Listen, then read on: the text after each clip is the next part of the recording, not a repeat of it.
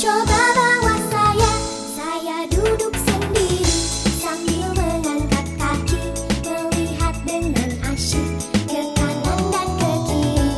Lihat becakku lari, bagaikan tak berhenti. Beca, jalan hati-hati.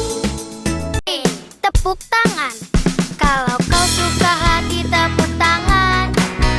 Kalau kau suka hati, tepuk tangan. Kalau kau suka hati, beginilah caranya. Kalau kau suka hati, tepuk tangan. Injak bumi. Kalau kau suka hati, injak bumi. Kalau kau suka hati, injak bumi. Kalau kau suka hati, beginilah caranya. Kalau kau suka hati, injak bumi. Rasa sayang, rasa sayang, sayang, lihat nona jauh. Rasa sayang, sayang, Didi. Hai, bermain salji dengan riang. Sapa lupa hari dah petang. Burung apa yang pandai berenang, itulah pipi penghuni sayang. Saya mau tamasya berkeliling-keliling kota, hendak melihat-lihat keramaian yang ada. Saya panggil Kang Beca, kereta tak berkuda. Beca, coba bawa saya. Hai sahabat laut, pada kangen nggak sama SeaWorld Ancol? Hari ini nih kita bakal ngajak sahabat laut semua liburan virtual di SeaWorld Ancol biar rasa kangennya terobati dengan biota-biota laut yang ada di sini tentunya. Aku juga nggak akan sendirian nih, kali ini jalan-jalannya bakal ditemani sama Kak Jordi. Jadi langsung aja yuk kita mulai jalan-jalannya. Yuk.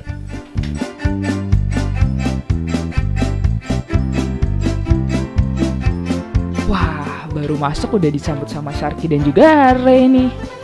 Nah, Sharky dan Ray ini bakal bisa kalian jumpai kalau kalian main ke SeaWorld Ancol.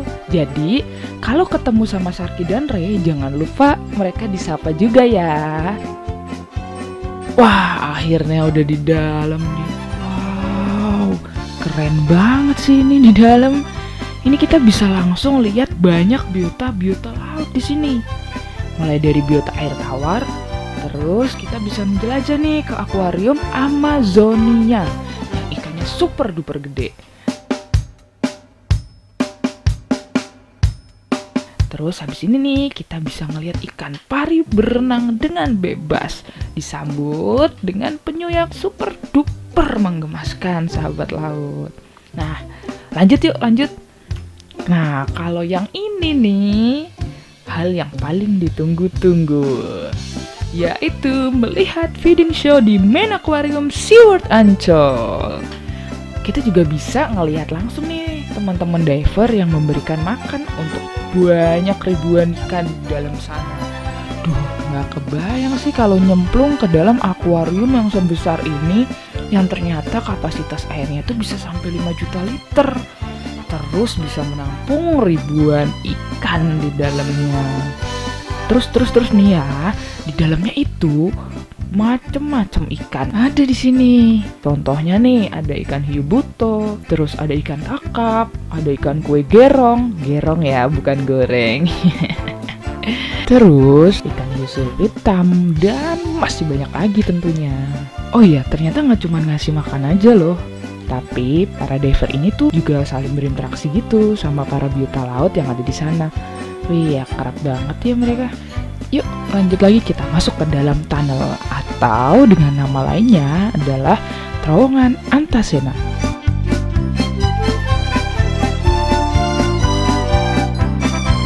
Oh ya, di sini kalian itu bisa merasakan pengalaman tak terlupakan, serasa berdiri di bawah laut, terus bisa melihat banyak biota laut di sini. Bahkan nih, kalau misalnya kalian beruntung nih, kalian bisa melihat kakak-kakak diver yang sedang berenang mengelilingi tunnel ini. Nah, kalau di sini nih ada Dokter Lucy nih yang sedang mengukur kualitas air. Jadi kualitas air di sini juga tetap dijaga nih teman-teman. Dan Dokter Lucy itu juga memberikan makan untuk biota-biota yang ada di touch pool. Nah, biotanya itu seperti ikan hiu sirip hitam, ada pari kembang sama bintang laut. Atau ya kalau biasa teman-teman lihat itu kayak Patrick.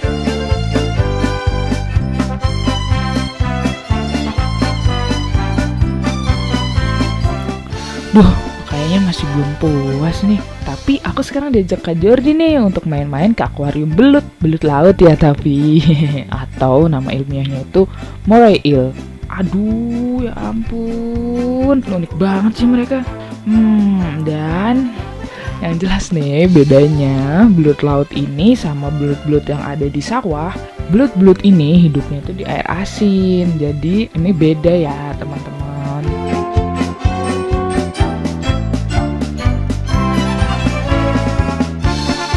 Nah, kalau yang ini nih namanya ikan buntal. Ikan buntal ini tuh adalah hewan laut yang memiliki racun di bagian tubuhnya.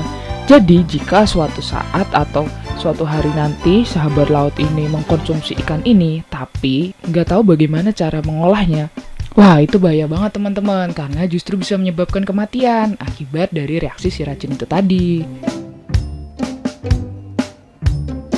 Nah, kalau ngeliat ikan ini nih, kalian ingat sesuatu nggak sih? Namanya nih ikan nanas. Ikan nanas adalah ikan yang berasal dari Jepang loh teman-teman. Jauh juga ya. Ikan ini hidup di suhu air rendah yaitu dari 16 sampai 20 derajat Celcius teman-teman. Dingin banget nggak tuh? Kalau sekarang ini aku diajak Kak Jordi buat lihat akuarium garden eel. Nah, garden eel ini hewan laut pemalu yang hobi ngumpet di dalam pasir nih sahabat laut. Tapi ketika mereka ngumpet, itu menandakan bahwa mereka sedang merasa terancam. Keren nih mereka. Lincah banget.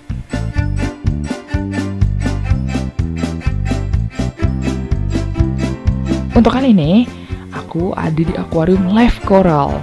Kalau kesini, kalian tuh pasti terpukau sama warna-warni terumbu karang dan ikan-ikan di sini. Di sini tuh banyak banget jenis biotanya.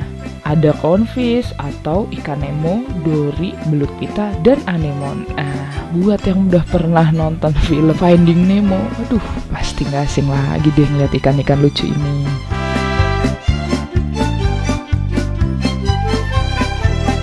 Kalian pasti kenal nih sama biota yang satu ini.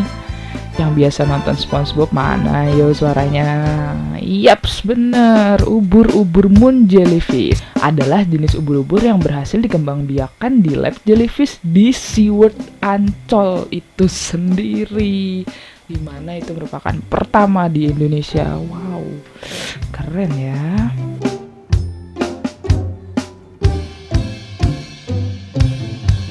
Kalau sekarang aku nih lagi diajak Kak Jordi buat lebih mengenal lagi biota-biota laut. Salah satunya fosil ikan pari. Jadi ketika tadi kita ngasih makan ikan, terus kita bisa ngeliat ikan pari di tunnel, kita bisa lihat ikan pari. Kan itu udah besar banget ya. Tapi ternyata ini ikan pari yang sudah diawetkan ini merupakan ikan pari mas, yaitu ikan pari terbesar yang pernah hidup di akuarium utama teman-teman. Dimana sekarang setelah dia moralitas selalu diawetkan. Gede banget ya. Jadi kayak gini kalau dilihat lebih deket.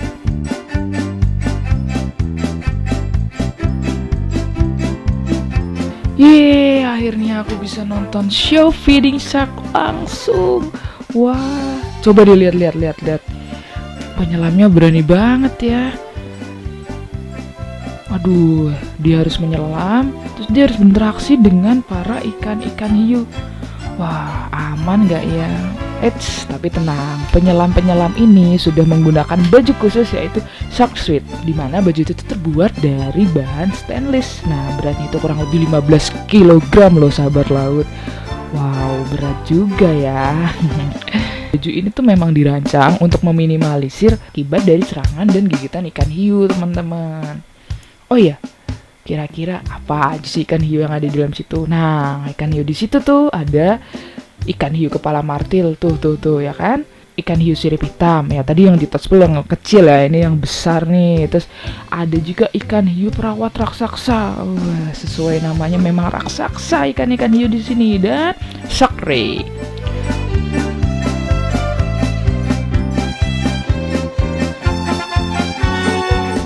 Puas banget deh jalan-jalan di SeaWorld Ancol. Apalagi kalau kalian sendiri tuh bisa merasakan langsung jalan-jalan sini. Jadi kalian harus coba nih. Udah seger matanya bisa ngeliat biota-biota laut. Terus di SeaWorld itu nggak perlu takut hujan, nggak perlu takut panas. Pokoknya adem terus deh di dalamnya.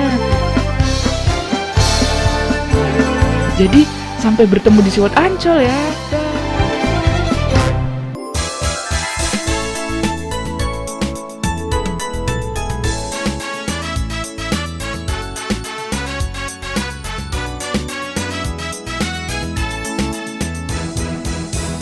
Saya mau tamasya berkeliling-keliling kota, hendak melihat-lihat keramaian yang ada.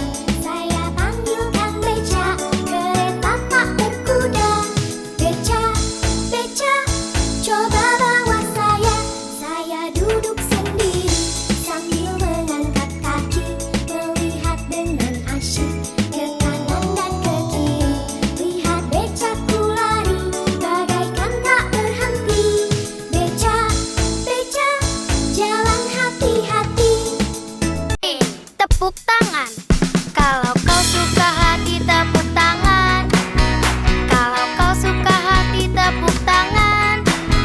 Kalau kau suka hati, beginilah caranya. Kalau kau suka hati, tepuk tangan. Injak bumi. Kalau kau suka hati, injak bumi. Kalau kau suka hati, injak bumi. Kalau kau suka hati, beginilah caranya. Kalau kau suka hati, injak bumi. Rasa sayang, rasa sayang, sayang, lihat nona jauh. Rasa sayang, sayang, Didi. Hai, bermain salji dengan riang, sapa lupa hari dah petang. Burung apa yang pandai berenang, itulah pipi pengguna sayang. Saya mau tamasya berkeliling-keliling kota, hendak melihat-lihat keramaian yang ada. Saya panggil Kang Beca, kereta tak berkuda. Beca, beca, coba bawa saya. Hai kids, apa kabar? Jalan di Museum Bank Indonesia. Kali ini ada yang unik nih. Kamu bisa jalan-jalan di Museum Indonesia secara virtual loh. Sebelum kamu coba sendiri, yuk Great Kids akan menunjukkan apa saja yang bisa kamu lihat di dalam museum. Pertama, kita akan mulai masuk. Ikutin tanda panahnya ya. Nah, sekarang kita udah ada di lobi Museum Bank Indonesia. Kita bisa melihat berbagai sudut ruangan yang ada di Museum Bank Indonesia ini. Green Room. Pada 1828, ruangan ini digunakan sebagai ruangan rapat direksi. Lalu sempat mengalami renovasi tahap kedua pada 1922. Ruangan ini dikenal sebagai ruangan hijau karena memang dekorasinya yang penuh dengan warna hijau. Selain disebut Green Room, ruangan ini juga sering disebut sebagai ruang inspirasi. Saat itu, warna hijau ini dianggap dapat membuat mereka yang rapat di tempat ini bisa mengambil keputusan dengan tenang karena aura positif dari suasana ruangan ini. Tapi akhirnya fungsi ruangan ini berubah menjadi ruang kerja administrasi pusat. Meeting Room. Sama seperti namanya kids, ruangan ini adalah ruangan meeting untuk mereka memutuskan sesuatu tentang Bank Indonesia dan uang di Indonesia pada masa itu. History Area. Ruangan ini ternyata baru beberapa tahun ini diresmikan, tepatnya pada November 2018. Ruangan ini dibuat untuk mengajak kita, generasi milenial, untuk lebih tertarik datang ke museum. Kamu bisa melihat berbagai sejarah tentang perjalanan uang dan Bank Indonesia yang ditampilkan dengan tampilan modern yang menarik. Kamu bisa melihat berbagai patung peraga yang menunjukkan apa yang terjadi pada masa itu. Selain itu, di sini juga ada disediakan layar interaktif yang akan menunjukkan berbagai informasi tentang sejarah. Teater. Seperti namanya, tempat ini untuk kamu menonton. Kamu bisa melihat tentang sejarah Bank Indonesia, bagaimana kebijakan Bank Indonesia dari dulu sampai sekarang, dan yang pastinya sejarah uang kids. Film ini hanya akan diputar jam 10 dan 1 siang. Periodical Room. Ruangan ini dibagi menjadi beberapa bagian. Setiap bagian menceritakan perjalanan Bank Indonesia. Setiap periode bagaimana perjalanan Bank Indonesia mulai diterima masyarakat dan dunia, hingga sempat ditutup loh kids.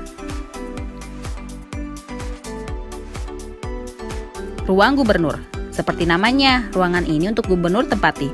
Selain ruangan ini juga ada ruangan direksi bank lainnya loh. Gold Room.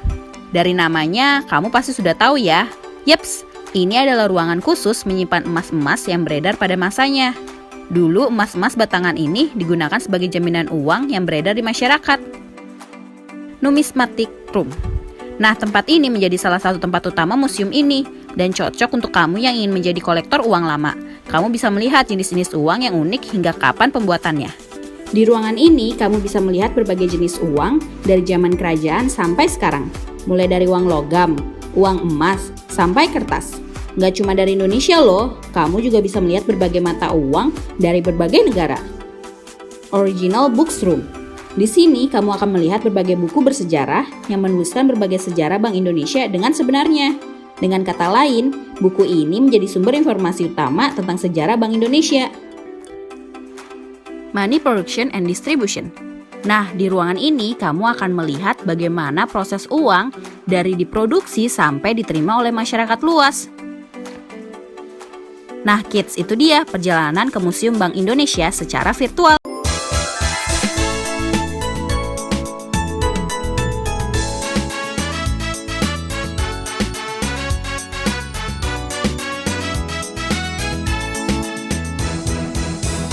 Saya mau tamasya berkeliling-keliling kota, hendak melihat-lihat keramaian yang ada. Saya panggil Kang Beca, kereta tak berkuda. Beca, beca, coba bawa saya duduk sendiri sambil mengangkat kaki, melihat dengan asyik ke kanan dan ke kiri. Lihat becaku lari bagaikan tak berhenti. Beca, beca, jalan hati-hati. Tepuk tangan. Kalau kau suka hati, tepuk tangan. Kalau kau suka hati, tepuk tangan. Kalau kau suka hati, beginilah caranya. Kalau kau suka hati, tepuk tangan. Injak bumi. Kalau kau suka hati, injak bumi. Kalau kau suka hati, injak bumi. Kalau kau suka hati, beginilah caranya. Kalau kau suka hati, injak bumi.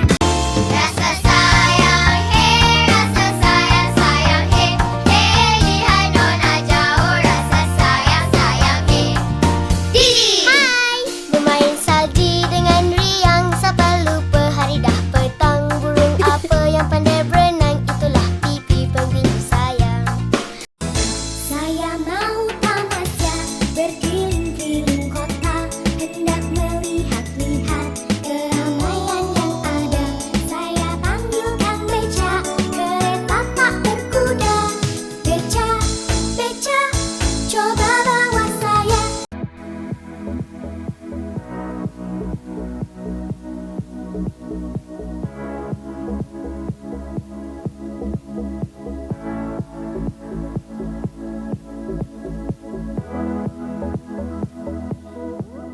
Halo sahabat Ragunan, selamat datang di Taman Marga Satwa Ragunan. Sudah lama ya Taman Marga Satwa Ragunan ditutup untuk umum akibat pandemi COVID-19. Nah, untuk mengobati kerinduan sahabat Ragunan semua, kali ini yuk kita jalan-jalan di Taman Marga Satwa Ragunan melalui video ini. Di Taman Marga Satwa Ragunan terdapat banyak fasilitas penunjang bagi para pengunjung.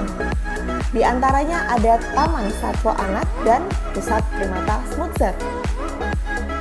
Taman Satwa Anak dikhususkan bagi pengunjung anak-anak, di mana anak-anak dapat mempelajari tingkah laku satwa-satwa yang ada di dalamnya, serta bermain dengan bebas di areal outbound yang disediakan.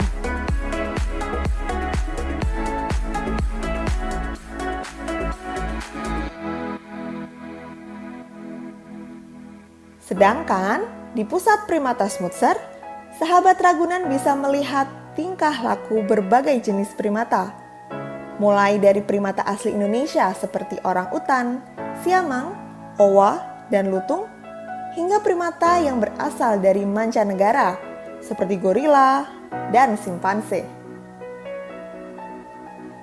Dengan areal seluas 13 hektar, pusat primata Smutser dirancang dengan konsep open zoo yang bertujuan agar satwa-satwa yang tinggal di dalamnya seolah-olah berada di habitat aslinya.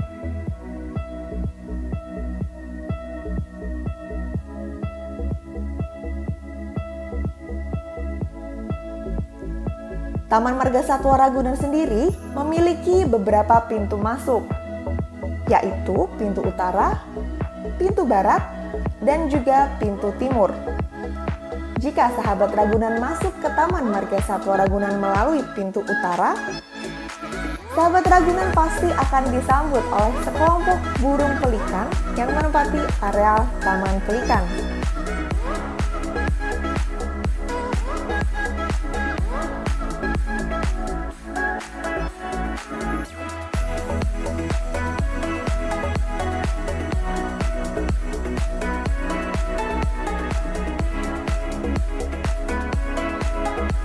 Sedangkan, jika sahabat Ragunan masuk melalui pintu barat, kalian akan disambut oleh keluarga jerapah yang berada di Taman Marga Satwa Ragunan, yaitu Dirgah, Ayuri 70, dan anak mereka Julang.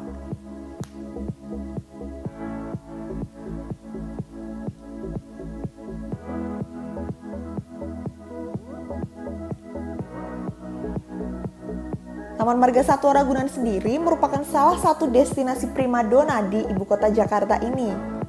Dan selalu saja dipenuhi oleh pengunjung, terutama ketika musim liburan tiba. Taman Marga Satwa Ragunan sendiri merupakan sebuah lembaga konservasi yang berbentuk kebun binatang dan menempati areal seluas 147 hektar dan menjadi rumah bagi lebih dari 2.000 ekor satwa serta ditumbuhi lebih dari 50.000 pohon dan tanaman. Pada mulanya, Taman Marga Satwa Ragunan didirikan di tahun 1864 di atas lahan seluas 10 hektar yang dihibahkan oleh pelukis kenamaan Indonesia Raden Saleh bertempat di Jalan Cikini Raya dengan nama Planten and Direntuin. Kemudian, pada tahun 1949, nama tersebut diganti menjadi Kebun Binatang Cikini. Di tahun 1964, kebun binatang ini dipindahkan ke daerah Ragunan Pasar Minggu Jakarta Selatan di atas lahan seluas 30 hektar yang dihibahkan oleh pemerintah Provinsi DKI Jakarta. 2 tahun setelah pemindahan itu, tepatnya pada 22 Juni 1966, kebun binatang ini dibuka dan diresmikan serta namanya pun diganti menjadi Taman Marga Satwa Ragunan.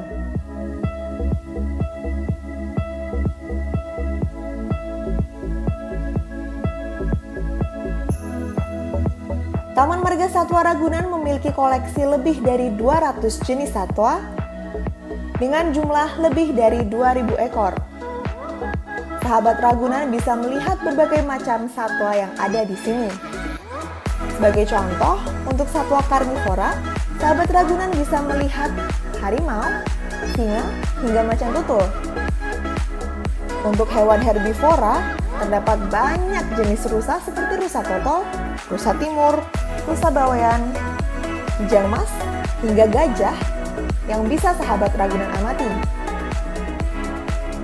Ada juga berbagai macam burung dan reptil yang ada di Taman Marga Satwa Ragunan. Tidak ketinggalan, ada berbagai jenis primata yang bisa sahabat Ragunan lihat di sini.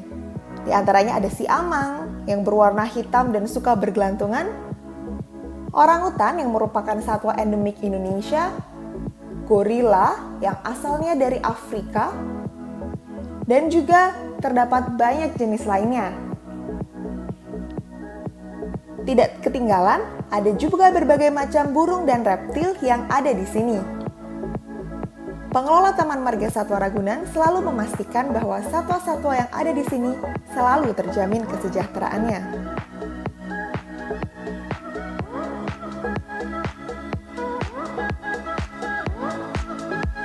Taman Marga Satwa Ragunan sendiri memiliki banyak fungsi. Yang pertama, fungsi konservasi, di mana Taman Marga Satwa Ragunan berperan dalam pelestarian alam, baik flora maupun fauna. Taman Marga Satwa Ragunan telah berhasil mengembangbiakkan banyak satwa liar yang sudah hampir punah, serta menjadi paru-paru kota dan daerah resapan air. Fungsi selanjutnya adalah pendidikan atau edukasi. Melalui pendidikan atau edukasi, Taman Marga Satwa Ragunan berupaya memberikan wawasan kepada generasi penerus agar mempunyai kesadaran akan pentingnya menjaga kelestarian alam dan lingkungan yang mencakup flora dan fauna. Berikutnya, ada fungsi penelitian.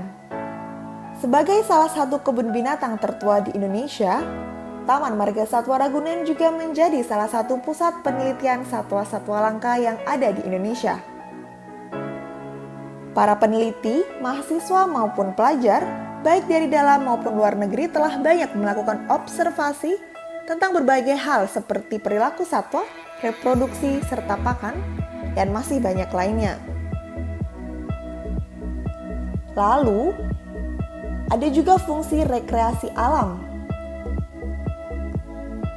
Taman Marga Satwa Ragunan yang merupakan tempat wisata bernuansa alam memiliki daya tarik tersendiri karena suasananya yang sejuk dengan udara yang masih bersih serta rimbunnya pepohonan. Rekreasi alam di Taman Marga Satwa Ragunan dilengkapi dengan berbagai sarana rekreasi yang dapat dinikmati oleh pengunjung, seperti kereta keliling, permainan anak, kuda tunggang, serta kuda bendi.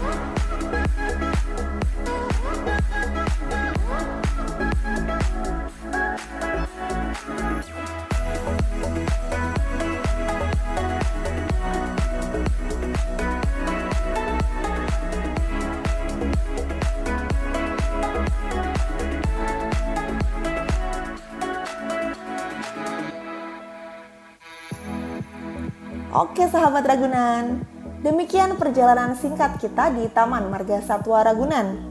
Nah, apakah video ini sudah bisa mengobati kerinduan sahabat Ragunan? Semoga kita bisa segera berjumpa ya di Taman Marga Satwa Ragunan. Terima kasih banyak sudah menonton video ini. Sampai jumpa.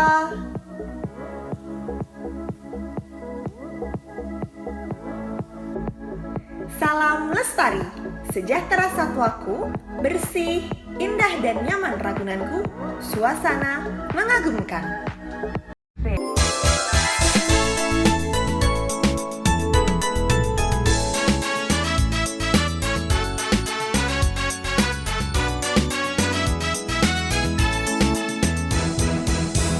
Saya mau tamasya berkeliling-keliling kota, hendak melihat-lihat keramaian yang ada.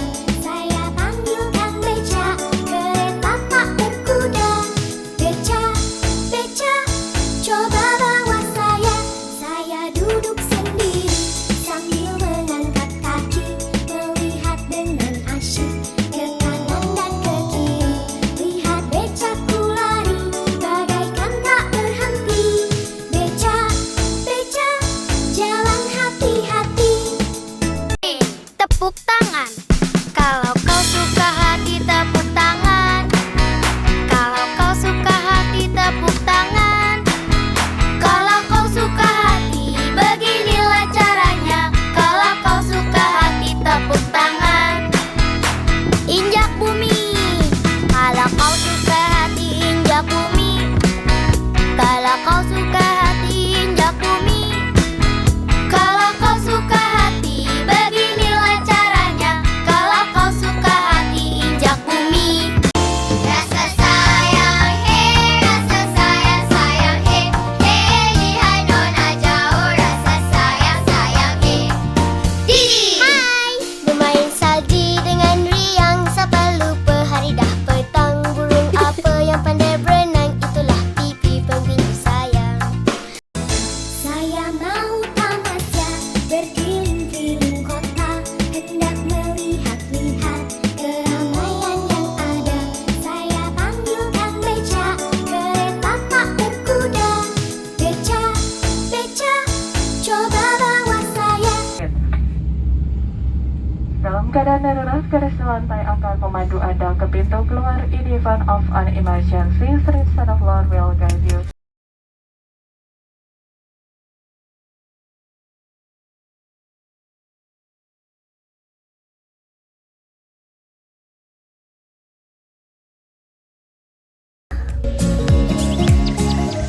Jadi sebelum membeli tiket pesawat, kita diwajibkan untuk melakukan rapid test dulu nih.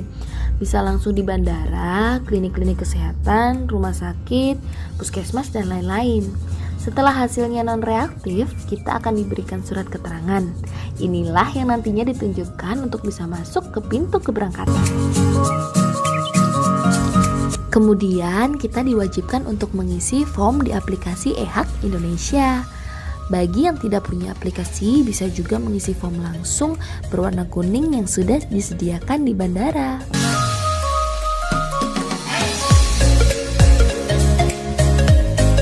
Setelah melakukan check-in dan mendapatkan boarding pass, kita bisa langsung menuju ke gate yang tertera di dalam boarding pass kita.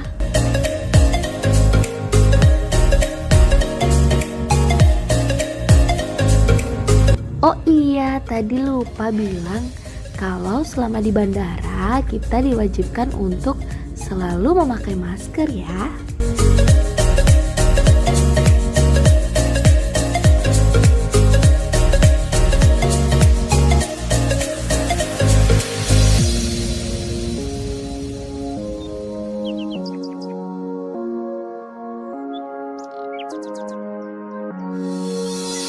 Setelah melewati pos pemeriksaan barang, kita bisa menunggu panggilan untuk boarding di depan gate keberangkatan kita. Di sini kita bisa langsung melihat pesawat-pesawat yang lagi parkir loh, sahabat ya. Hehehe.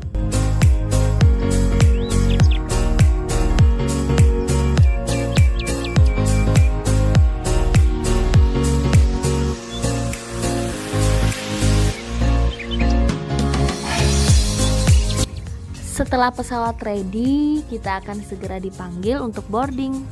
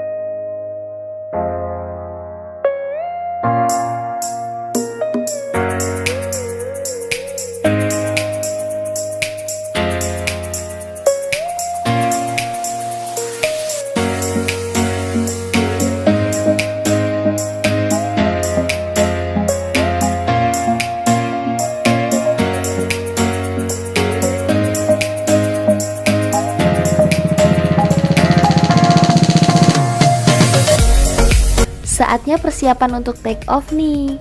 Kencangkan sabuk pengaman dan jangan lupa berdoa ya sahabat ya.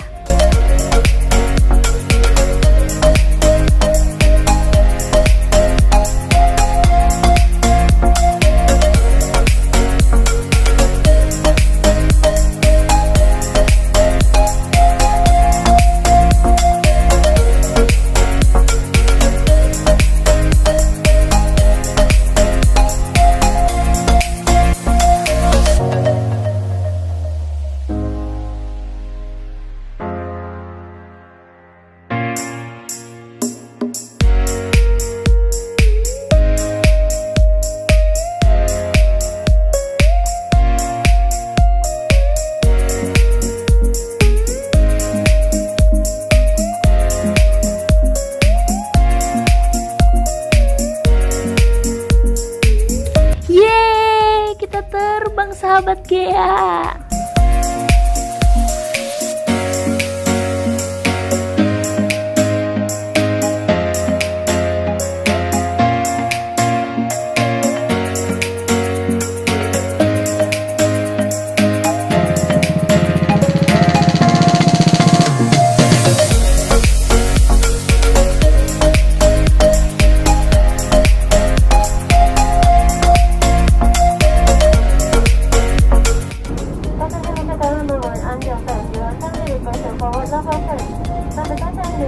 Festival Ion Family.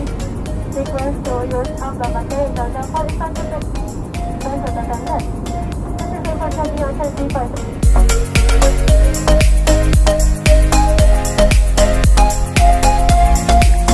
Dengan waktu penerbangan sekitar 50 menit, kita akhirnya sampai di Bandara Igusti Ngurah Rai Bali.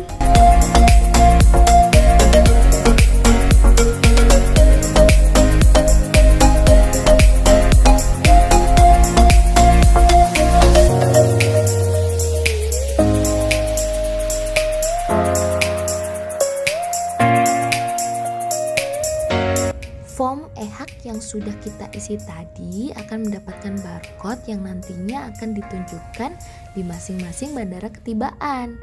Sekali lagi, yang belum memiliki aplikasi dan belum mengisi online bisa langsung mengisi form di bandara ketibaan sahabat Gea.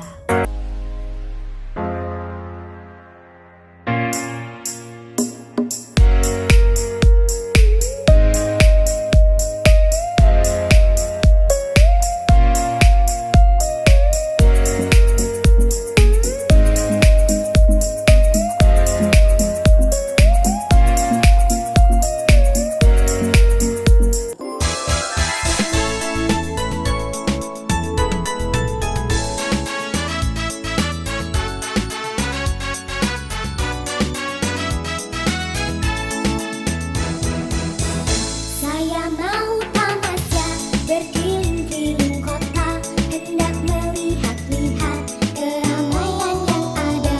Saya panggilkan beca, kereta tak berkuda.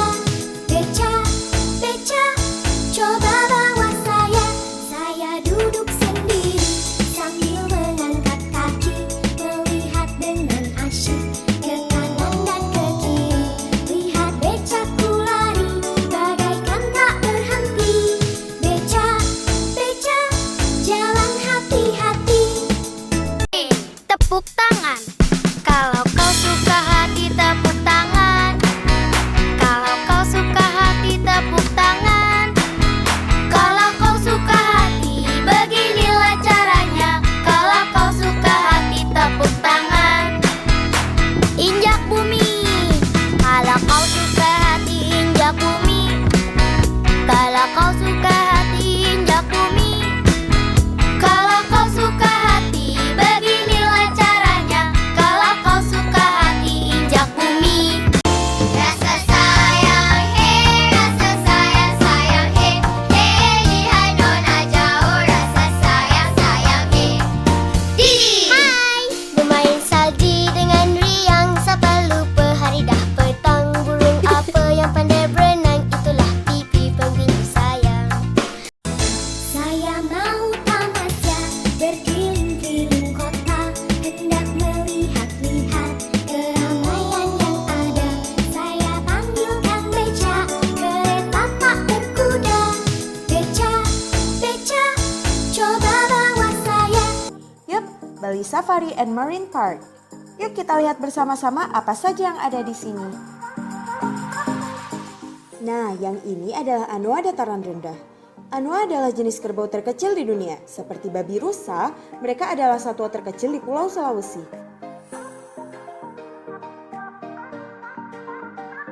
Ini adalah buaya. Tahukah kalian, buaya selalu membuka mulut mereka saat kepanasan. Mereka tidak memiliki kelenjar keringat sehingga untuk mendinginkan tubuhnya, buaya harus membuka mulutnya. Di sini juga ada kerbau dan sapi.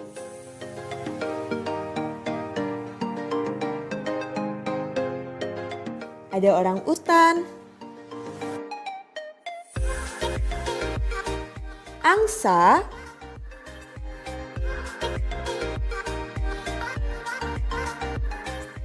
dan tentunya tiger.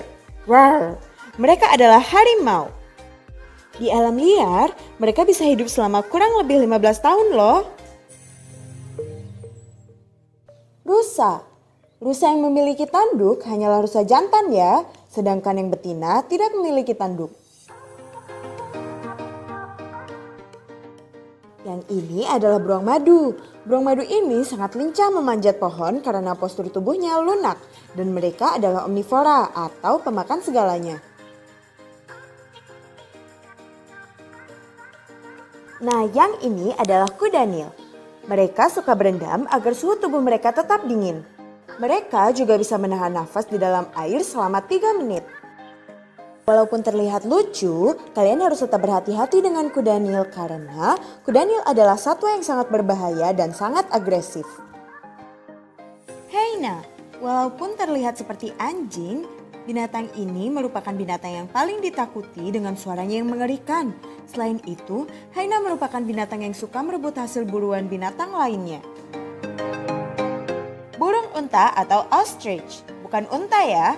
Walaupun tidak bisa terbang, tapi jenis burung satu ini dapat lari dengan sangat cepat, hingga 70 km per jam, seperti mobil. Wah, kita bertemu harimau lagi. Kali ini harimaunya sangat besar dan sangat dekat dengan kita. Nah, ini juga harimau yang biasanya pulang malam hari ya. Harimau ya?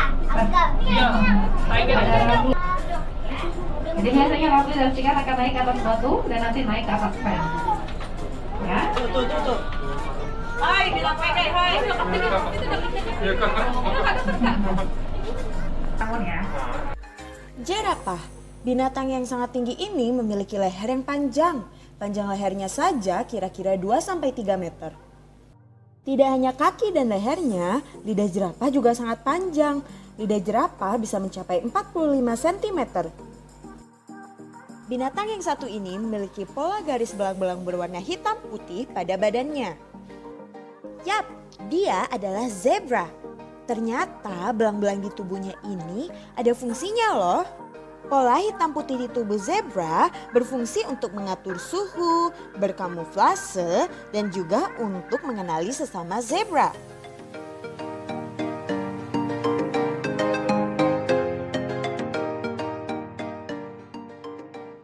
Nah, kalau yang tadi ada burung unta, sekarang ada unta.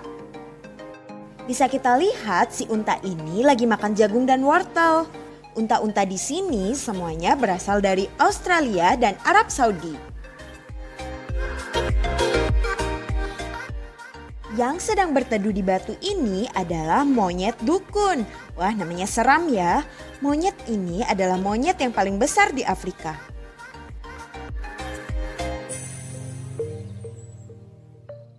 Wah, kita bertemu dengan zebra lagi.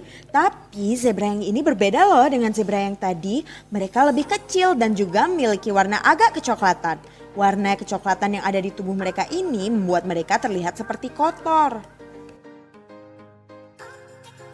Ini adalah raja hutan atau singa.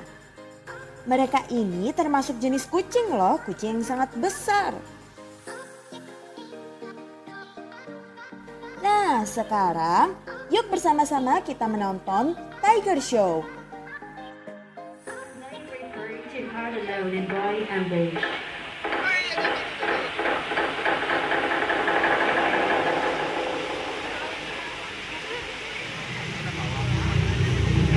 Harimau dapat berlari hingga 60 km per jam, namun dalam jarak tempuh yang pendek. Sehingga sulit bagi harimau untuk mengejar mangsa yang berlari cepat seperti rusa. Tigers are fast runners. They achieve short period of 60 km per hour, but cannot chase fast prey like deer for long distances.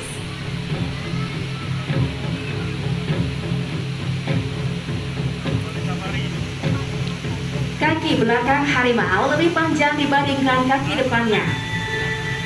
Dengan otot serta persendiannya yang kuat, memungkinkan harimau mampu melompat sejauh 10 meter dalam sekali lompatan.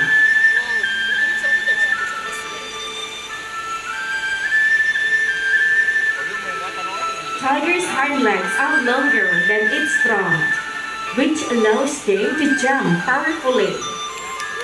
So will develop other muscles and ligaments that the tigers can jump some 10 meters in one leg.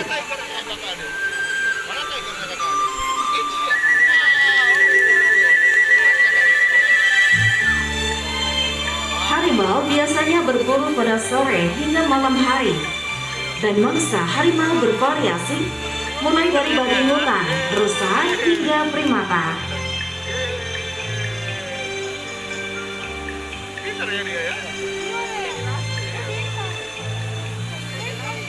Tigers usually hunt in the late afternoons or at night for large prey like wild pigs, deer, sometimes monkeys, and even frogs.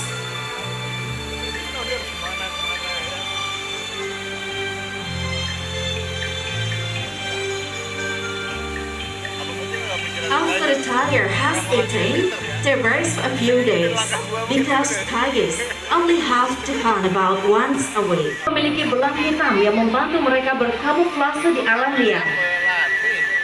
Dan tinggi hari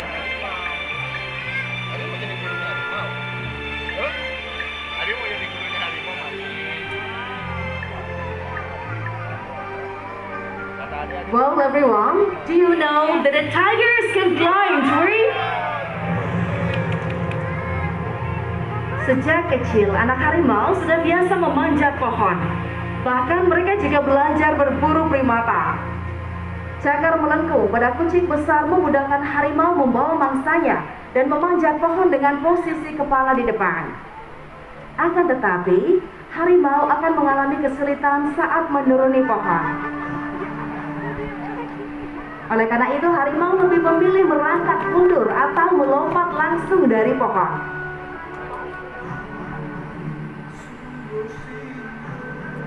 Setelah makan, harimau akan beristirahat untuk beberapa hari. Karena harimau hanya perlu berburu sekali dalam seminggu. It's the largest species in Asia.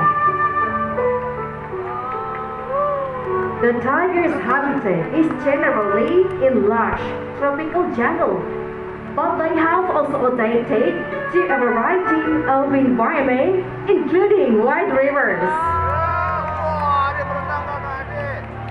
Harimau hidup di hutan rimba, namun mampu beradaptasi dengan air, bahkan terbiasa dengan sungai-sungai besar.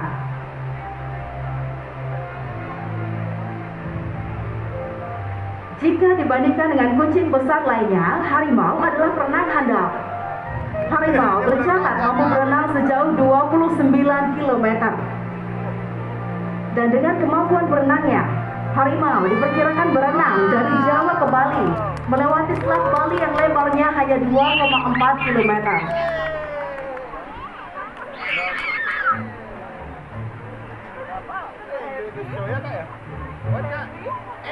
Harimau biasanya akan menyerang dalam air. Mereka suka berteduh dan bermain di kolam untuk mendinginkan suhu tubuh mereka. Tigers may drag their prey into the water. It's very important source of life. Apart from river, the villager and tiger were competing for the same forest area. It makes the tigers lose the habitat and start to enter humans' area.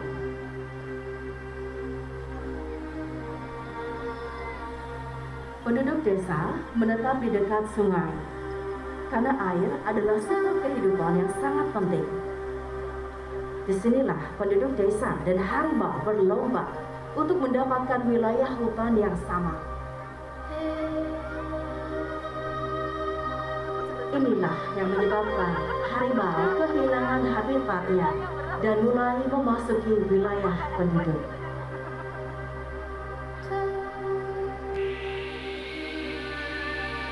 Sadly, tigers are still being hunted to extinction by poachers for their skins, bones, teeth, and claws, which are highly valued in traditional medicine.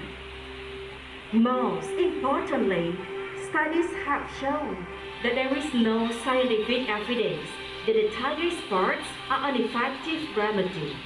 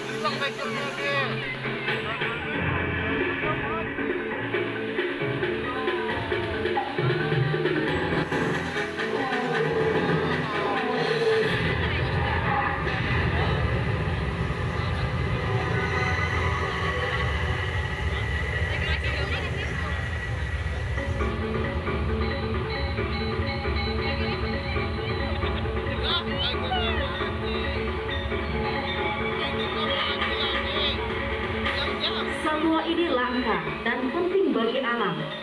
Kita tidak dapat memburu mereka untuk tujuan kita sendiri. Kini saatnya bagi kita untuk lebih peduli demi menyelamatkan makhluk ini dari kepunahan.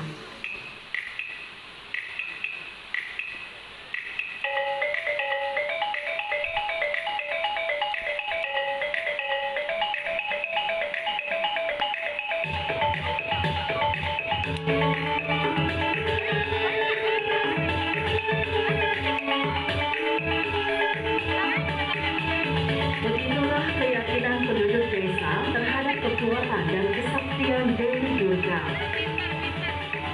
Penduduk desa mulai menghormati dan hidup harmoni dengan harimau.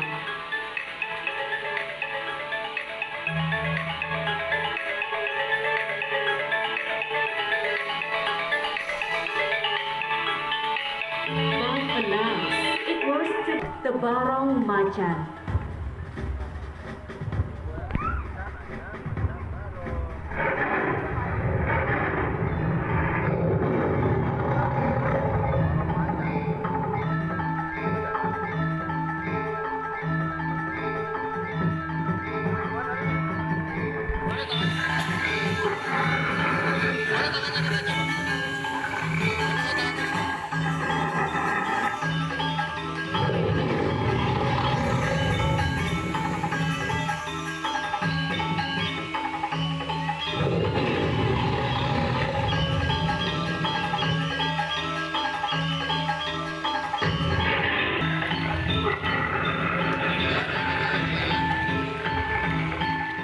Bagaimana pertunjukan Tiger Show-nya? Seru?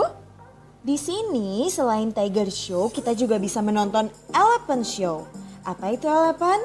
Yap, gajah.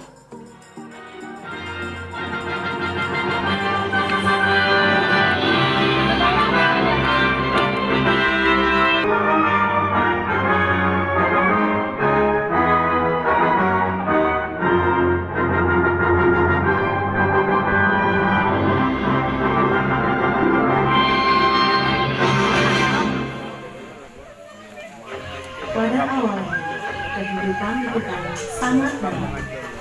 Tersedia banyak makanan dan tempat bagi manusia dan satwa untuk hidup berdampingan. Dahulu terdapat banyak gajah di Sumatera dan dapat ditemukan hampir di seluruh bagian pulau tersebut. Gajah hidup dalam satu kelompok besar yang dipimpin oleh seekor gajah betina dewasa.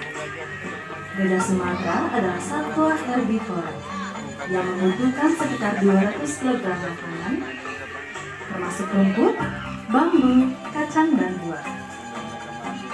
Mereka minum hingga 150 liter air setiap hari. Namun, keberadaan mereka sekarang terancam karena penggundulan hutan berskala besar di Asia Tenggara. But sadly, over the last few decades, humans clear over 6 million hectares of forest for farming land. Sumatra's deforestation rate is among the highest in Southeast Asia. This took away the primary food source for the elephants. And subsequently, the elephants' life began to be disturbed by destructive human activities.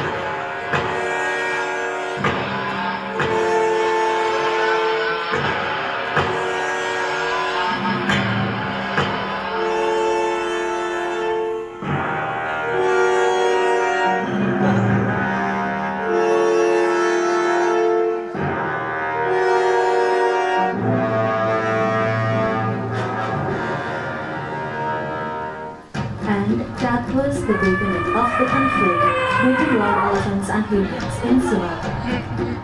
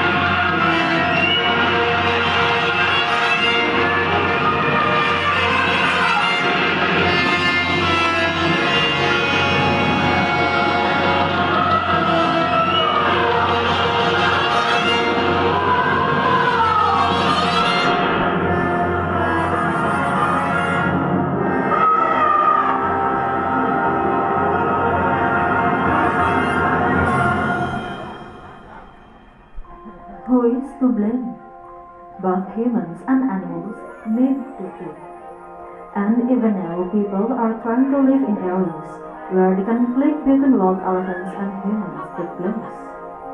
It is difficult to find a solution for harmony.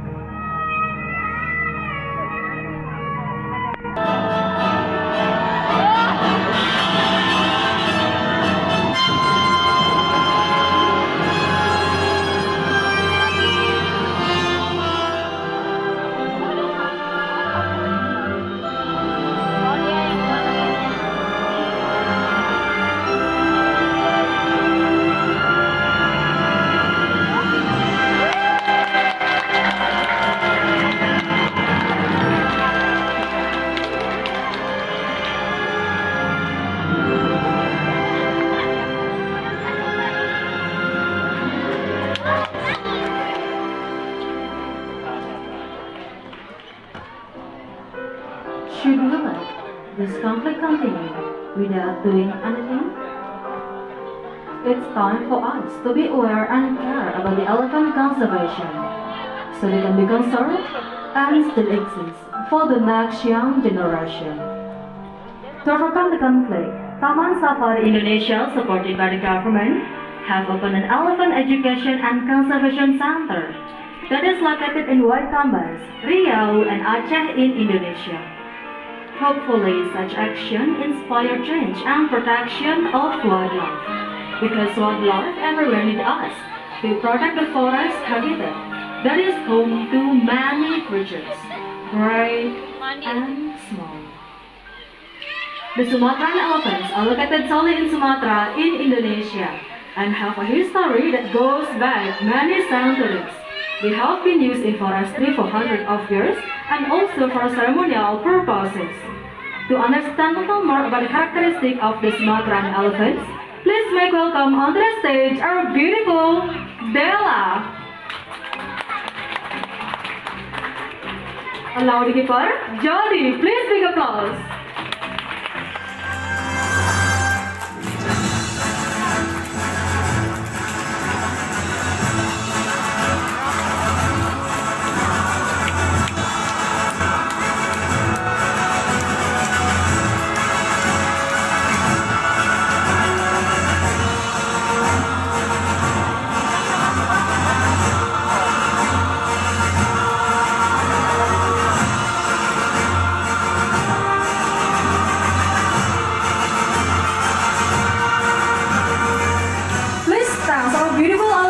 Allow the keeper and the cast for wonderful performance.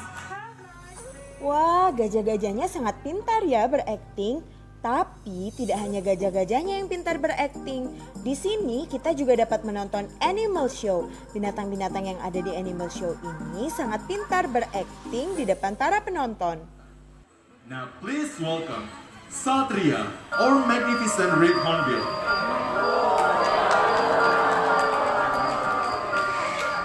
Here we have Satria, our magnificent red hornbill. This is the male one with a yellow pouch under its beak. Di sini kita ada Satria, seekor burung tulang emas jantan. Saat musim bersarang tiba, bulu dari si betina akan rontok, sehingga mereka tidak bisa terbang ataupun mencari makanan. Mereka hanya memiliki kiriman makanan dari si jantan. Everyone, thank you so much for Satria, our magnificent red hornbill. Ladies and gentlemen, now please welcome to the other members of Hornbill family onto the stage.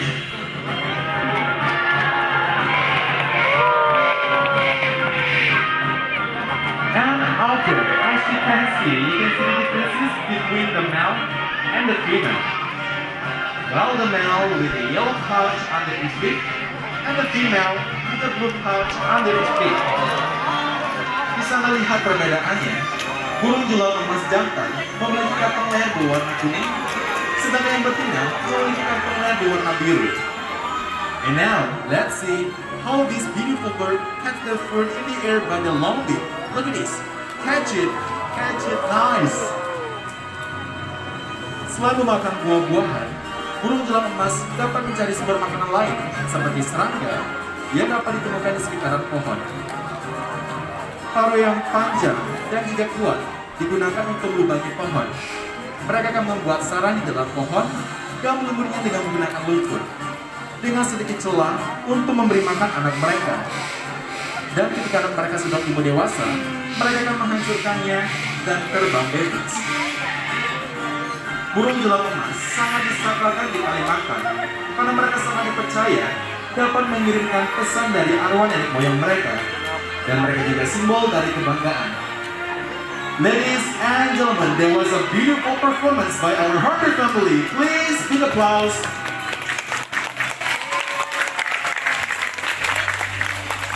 Kita tahu bahwa burung berasal dari telur. Tetapi tidak hanya burung yang berasal dari telur. Reptil juga berasal dari telur. Sama seperti reptil yang kita punya di sini. Mereka semuanya bertelur.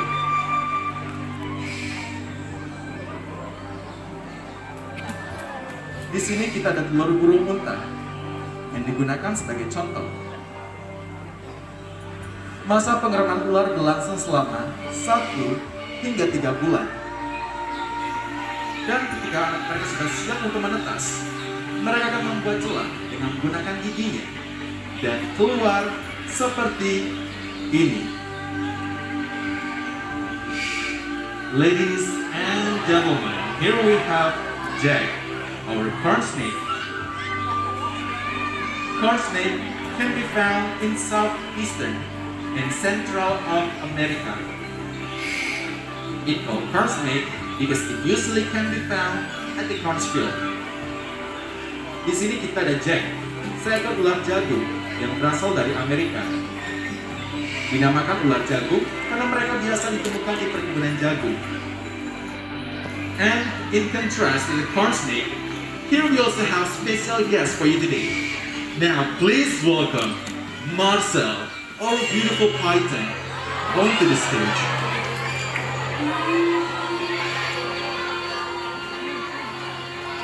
There's so many types of python that can be found in Indonesia, including rock python and reticulated python. Reticulated python is the longest snake in the world. They can reach up to 10 meters in length and they can weigh up to 120 kilograms. Ada berbagai macam ular sanca yang dapat ditemukan di Indonesia, termasuk sanca batik dan juga ular sanca bodo. Ular sanca batik adalah ular terpanjang di dunia, dengan panjang bisa mencapai 10 meter dan dengan berat badan bisa mencapai 120 kg. Makanannya terdiri dari mamalia kecil, berukuran sedang, dan juga burung. Mereka membunuh mangsanya dengan cara melilit. Everyone, thank you so much for Marcel, our beautiful python. Thank you.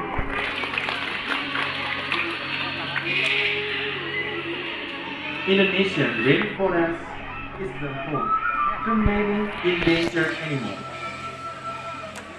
And one of the most fascinating is mammal. Sesaat lagi, kami akan memperkenalkan pada Anda salah satu mamalia asli dari Indonesia. Mereka sangat unik, sangat berbeda dari apa yang Anda lihat sebelumnya. Now please welcome onto the stage the Binturo.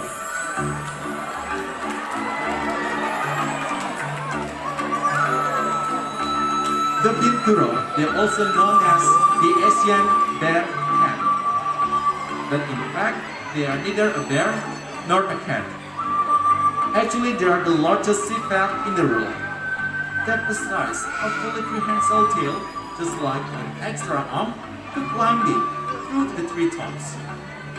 And here we have a couple of binturong. So the male one name is Bingbing, and the female name is Rosie. Jadi di sini kita ada binturong, seekor musang terbesar di dunia.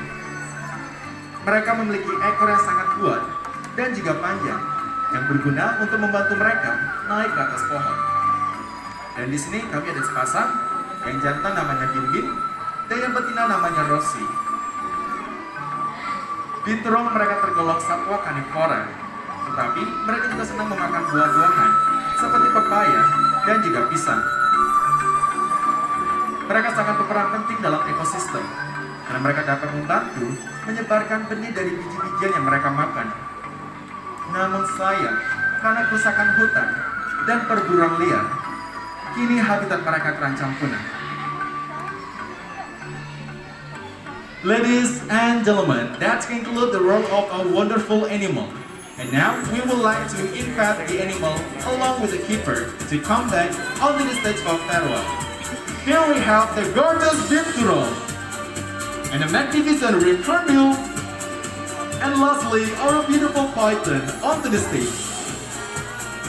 One message from us: please always love and care about the animal everywhere, because if you don't, they will disappear. One extinct, they will be gone forever.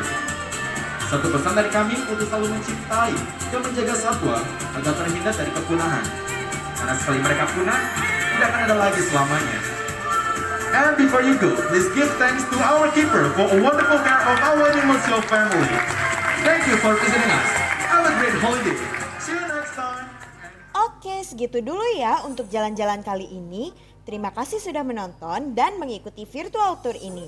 See you in the next journey. Bye-bye.